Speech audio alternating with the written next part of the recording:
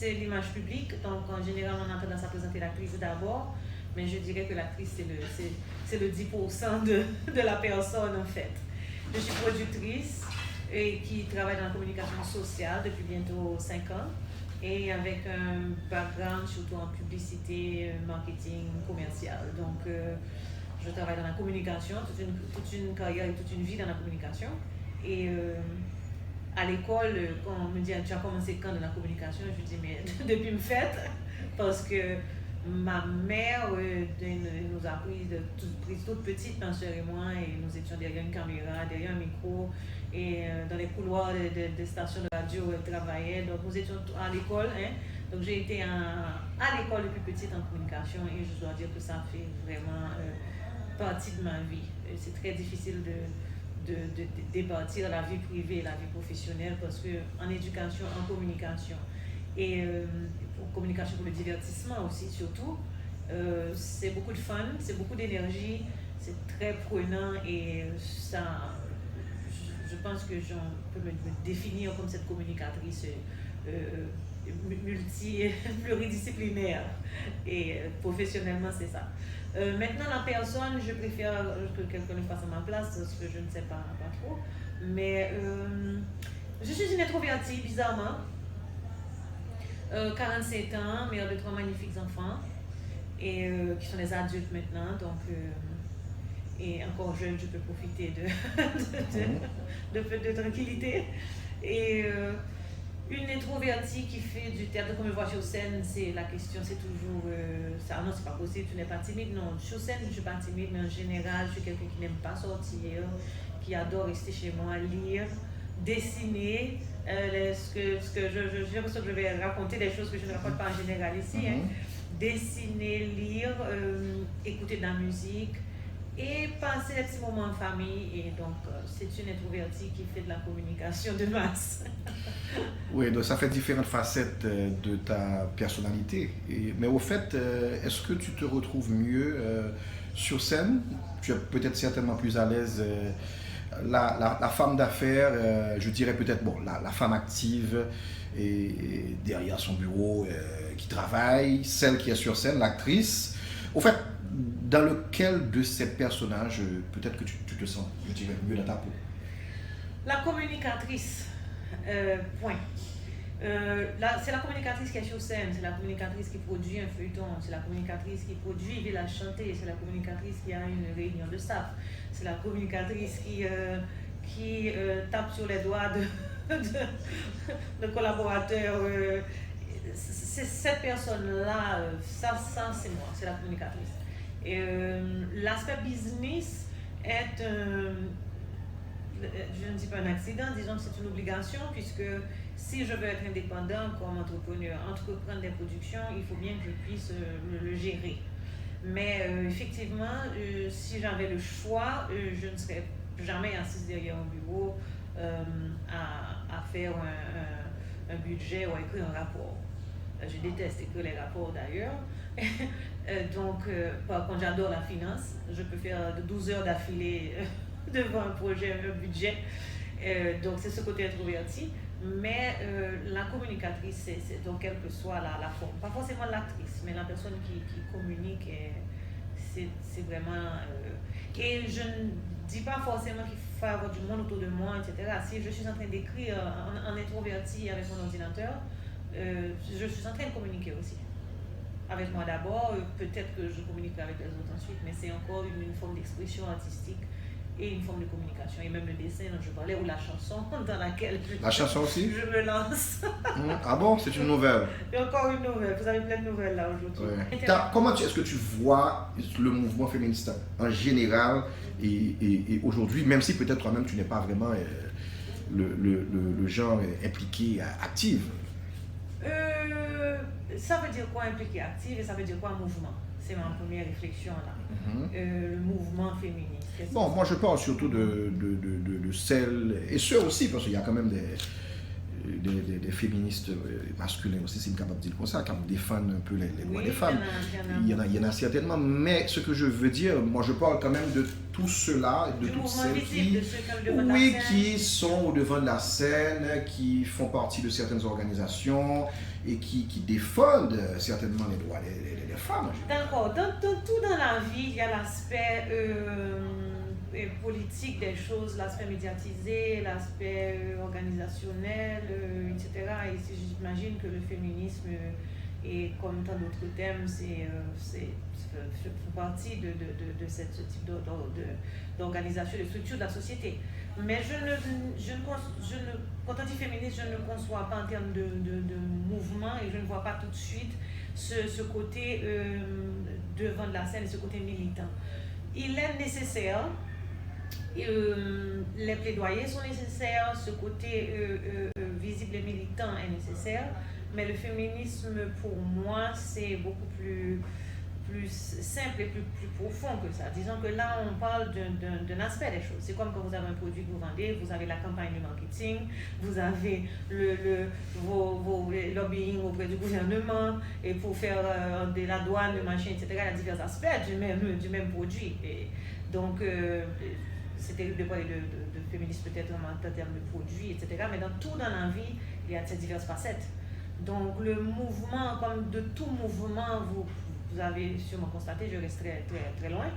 Parce que, contrairement à ce que le métier que je fais dirait, je n'aime pas être au devant de la scène. J'aime bien travailler, la communication de masse, ça me passionne.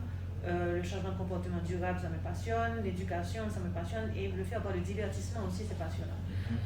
Donc pour revenir à la question féministe, c'est une manière d'être, de voir les choses, et en tant que communicatrice, c'est une manière de communiquer aussi. Je pense que quand être féministe, si on regarde le dictionnaire, en fait, c'est un mot malheureusement qui a été très galvaudé, d'un côté par des mouvements maladroits, d'un autre côté par des gens résistants au mouvement aussi, même dans ses aspects les plus sains. Et le féminisme avant tout, c'est une conviction, c'est-à-dire d'être sûr et de savoir que je n'ai pas moins de droits dans la société parce que je suis une femme, et je combattrai mes droits et je serai consciente de ma valeur dans ma vie. Dans mes relations amicales, dans mes relations amoureuses, sur mon lieu de travail, et dans tout ce que je produirai, que je ferai, donc automatiquement. Moi, voilà comment je fonctionne et j'agis. Donc, je dois ce même traitement aux femmes qui travaillent avec moi. Je dois de communiquer ce message à mon staff masculin afin de communiquer cette vision de l'entreprise dans laquelle je suis. Et dans ma communication de masse, de montrer cette image de la femme et de communiquer aussi tous ces messages de valorisation et de droit. Donc, pour moi, ce n'est pas un mouvement, c'est une évidence, le féminisme. Ok. Comment tu choisis en général tes personnages? Si tu incarnes en général plusieurs personnages, j'en ai une en particulier en tête que j'aime bien Tante Margot. Je suppose que le travail de l'actrice, c'est surtout d'abord de se mettre à l'écoute. Je suppose que tu es à l'écoute. Tu es à l'écoute de ce qui se passe autour de toi. Tu écoutes, tu observes et tu peins quand même un peu tout ce que tu vois, tout ce qui est autour de toi.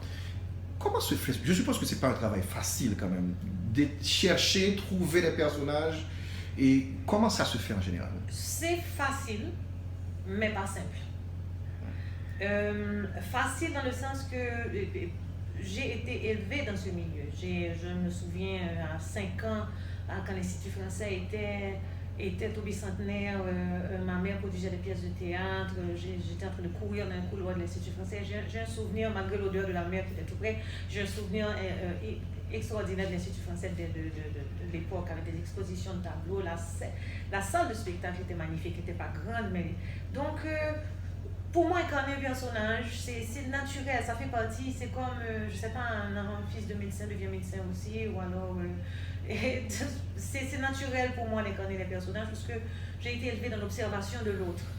Quand ma mère produisait, elle communiquait aussi ce qu'elle produisait, on discutait et on retrouve ça dans le feuilleton du coup à plat maintenant, nous créons des individus et avec la pleine conscience de leur background, de ce qu'ils amenaient à être comme ça, et donc je m'approprie mes personnages.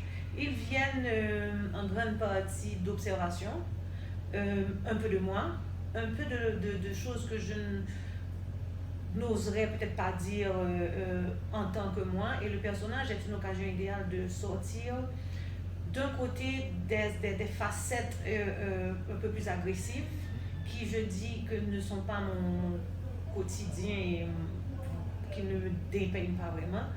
De l'autre côté, de montrer plusieurs visions possibles. Il y a un exercice que j'avais fait une fois à la radio, c'était, je crois que c'est ma soeur à l'époque qui m'avait donné une interview à 2 ou 3 personnages. Et les personnages avaient répondu de manière différente aux mêmes questions. Donc c'est un moyen de faire la part des choses aussi. Bien sûr, Christine a une opinion sur tel thème, mais Christina comprend aussi que quelqu'un puisse voir les choses comme ça et comme ça.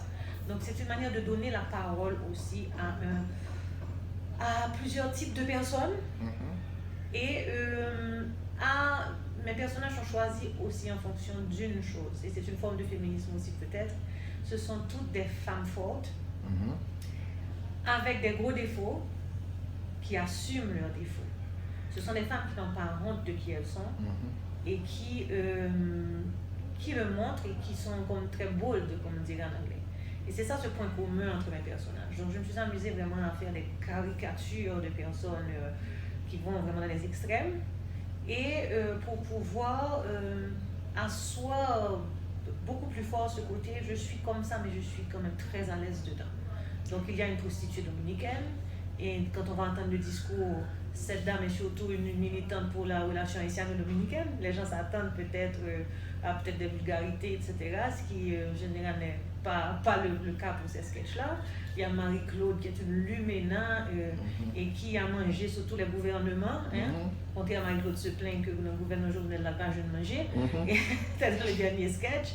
Elle se demande pourquoi ça regarde faire.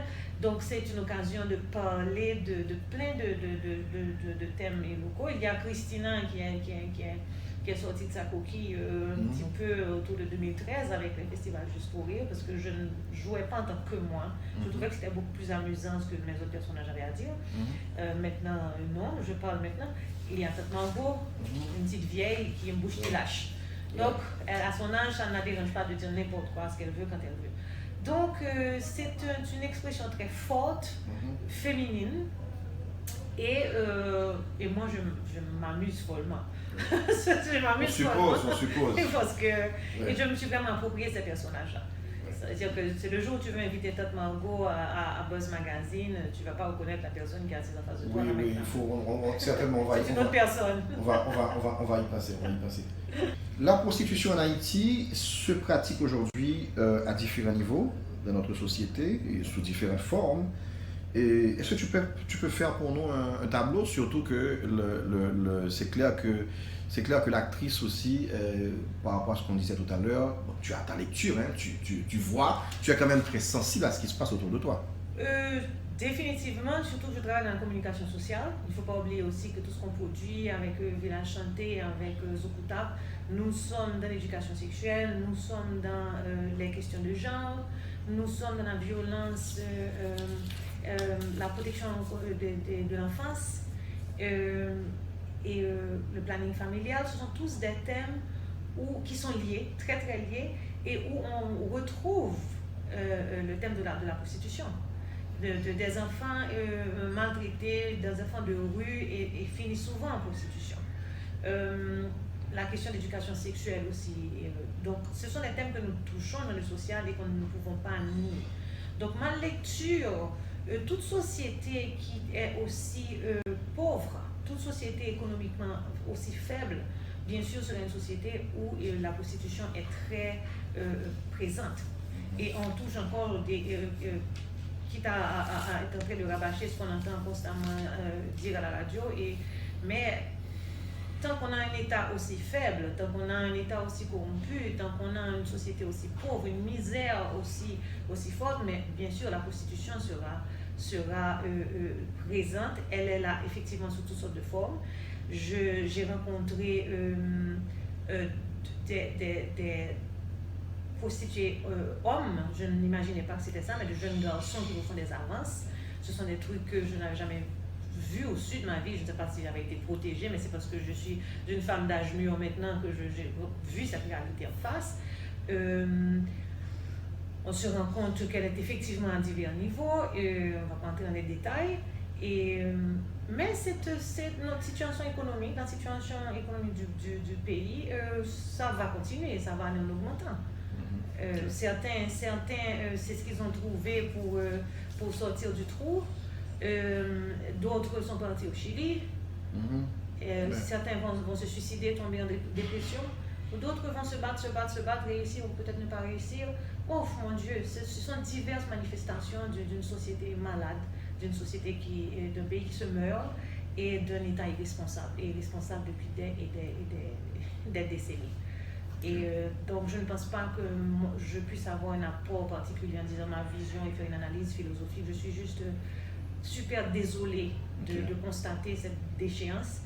Et la seule chose que je puisse faire à mon niveau, et je profite pour remercier publiquement toute mon équipe qui travaille dans le social avec moi. Personne ne le fait là pour l'argent, personne ne le fait là pour les intérêts. On se bat pour une meilleure société et c'est un thème aussi que nous abordons et on espère pouvoir apporter notre petite pierre à cette situation. Ok, le stand-up comédie est en pleine expansion, ça c'est clair. Mais peut-être que c'est peut-être pas forcément le cas pour le spectacle sur scène. Du moins, je ne sais pas si je me trompe, mais c'est quand même le spectacle sur scène et on a l'impression que c'est un peu mourant depuis quelques années. Et penses-tu que, si toutefois tu es d'accord, et penses-tu qu'on puisse redonner vie à ce spectacle qui est mourant et peut-être qu'est-ce qui devrait être fait selon toi? Alors, si je peux me permettre, je dois dire que j'aime beaucoup ce style coq à l'âne, d'un style à l'autre, je ne sais pas à quoi m'attendre après et j'adore ça. Parce que c'est comme ça que je parle dans la vie, c'est comme de passer d'un thème à l'autre, donc j'adore, je trouve ça super intéressant. Ça c'est un gros thème, c'est un gros thème et je reparle encore de mon enfance où non seulement j'ai vu ma mère produire des pièces de théâtre et elle les a rejouées tous les dimanches, c'était rempli et tout le monde y allait parce que c'était abordable, donc il y avait toutes sortes de gens dans la scène et dans la salle. J'allais aussi à d'autres spectacles. Il y avait des groupes français qui entraient, Belle Tête à jouer, puis Ram sur scène, Sito Cavé. J'ai vécu dans cette ambiance-là, c'était magnifique. Maintenant, bien sûr qu'il y a des choses qui se font. Il y a les jeunes, l'équipe de Feuilleton Zoukoutab maintenant. Nous travaillons avec des acteurs extraordinaires. Ils sont sur scène tout le temps.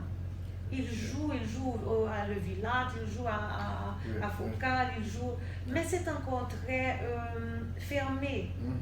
C'est très fermé. Il y a l'Institut français, Focal, et il y en a 2, 3 qui font ces efforts-là de garder vivante une certaine vie culturelle, mais c'est très fermé. Maintenant, pour pouvoir ouvrir, il faudrait que l'artiste puisse vivre de son métier.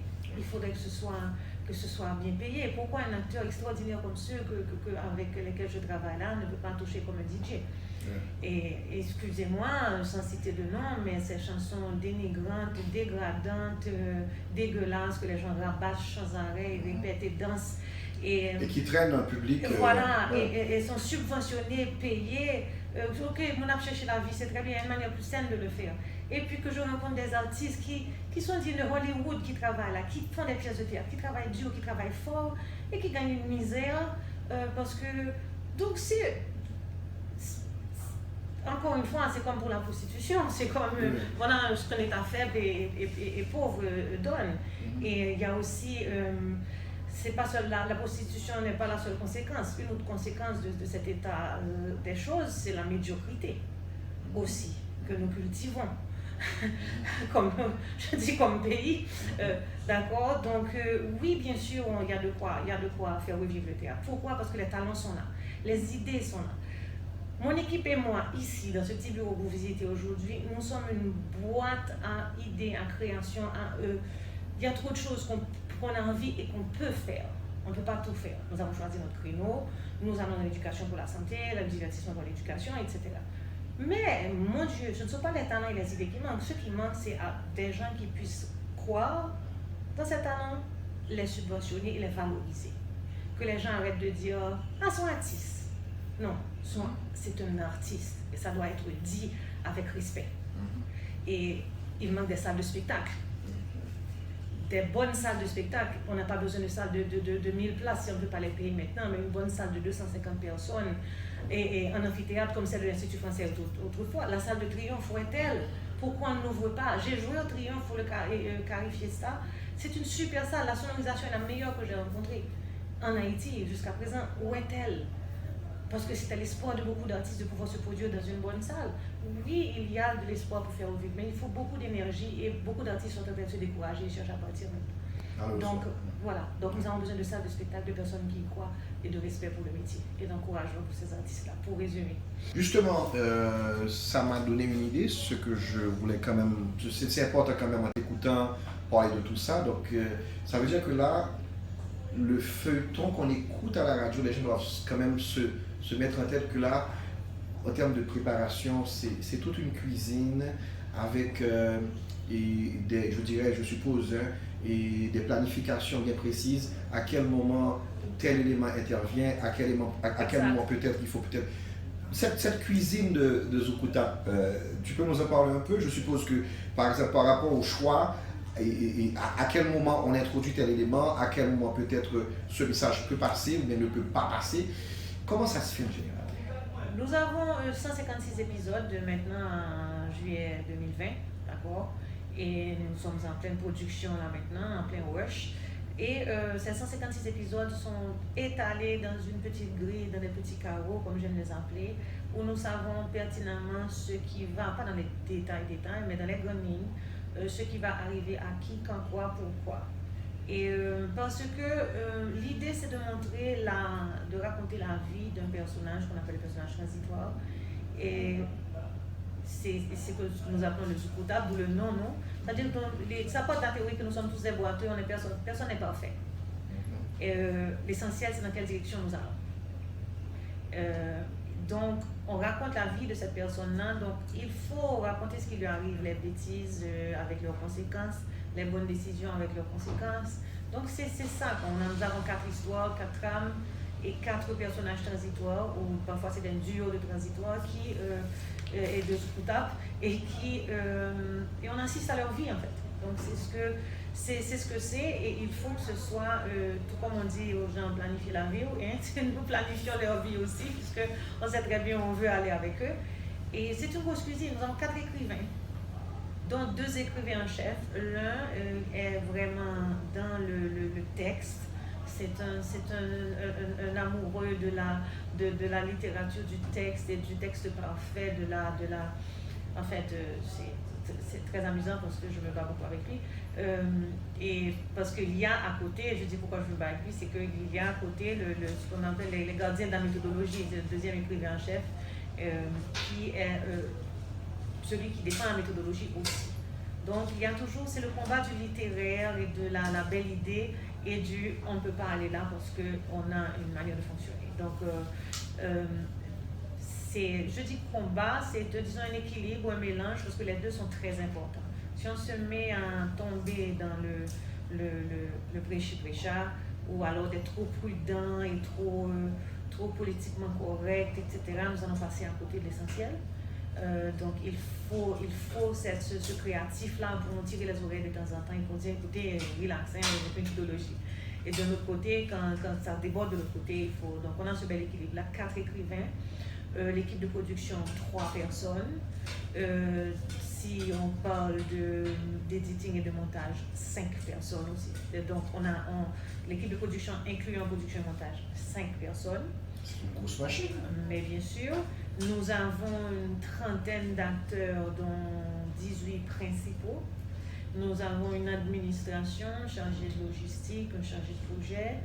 Donc, si vous voyez notre photo de groupe, on est bien nombreux et une équipe de réseaux sociaux fantastique qui, avec photographe, on doit documenter, filmer et nous allons ajouter à notre équipe bientôt un chargé de monitoring et évaluation aussi parce qu'il nous faut mesurer les résultats. Nous allons ouvrir un groupe WhatsApp pour avoir le feedback des auditeurs. Intéressant. Il faut du monde pour monitorer ça, pour parler à tout le monde, pour prendre les feedbacks, etc. Donc, c'est une grosse machine. Et la collaboration avec les médias, je dois les remercier là. La collaboration avec les médias est extraordinaire. Tu peux rappeler encore l'horaire avec les heures de diffusion Bien sûr, pour l'instant, je peux pas diffuser sur Radio Caraïbe, sur Radio One, sur Magique 9. Caraïbe à 8h30 le matin, les mardis et jeudis.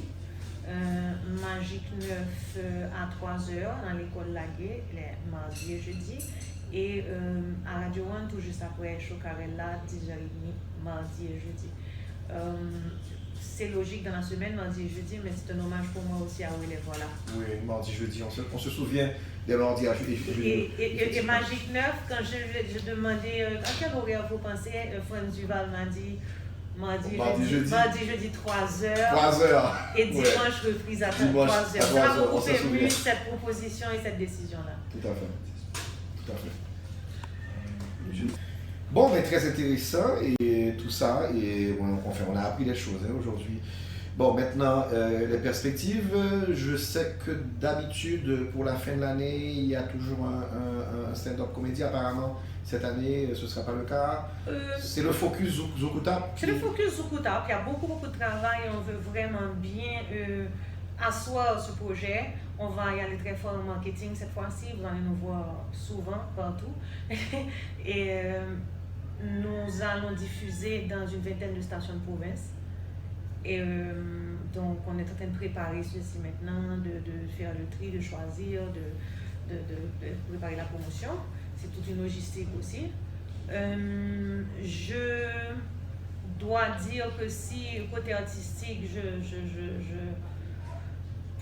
produis quelque chose maintenant, c'est de la musique. La musique? Oui, de la chanson en texte. Ok. D'accord, je ne prétends pas que je suis une cantatrice, disons que je chante juste, ça suffit pour la chanson en texte.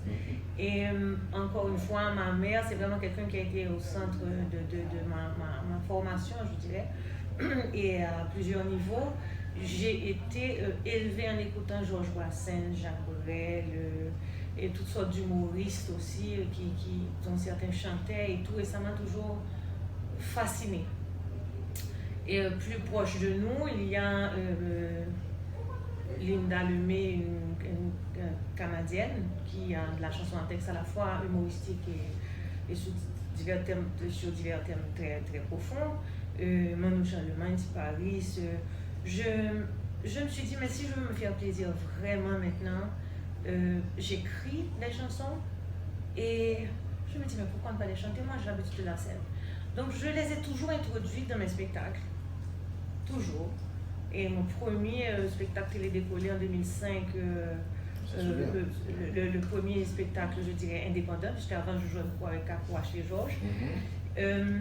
Ce spectacle a commencé avec un duo, comme d'habitude, que j'ai chanté avec ma soeur Elisabeth.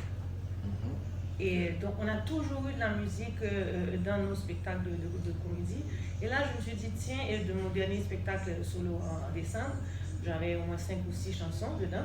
Ça a été bien accueilli, je trouve, mais je le fais d'abord pour mon plaisir. Donc, c'est carrément, je produis, si vous n'aimez pas, n'écoutez pas. Mais il y a eu de bons feedbacks. Donc, j'aurai, disons, premier trimestre de l'année prochaine, un album de 10 chansons.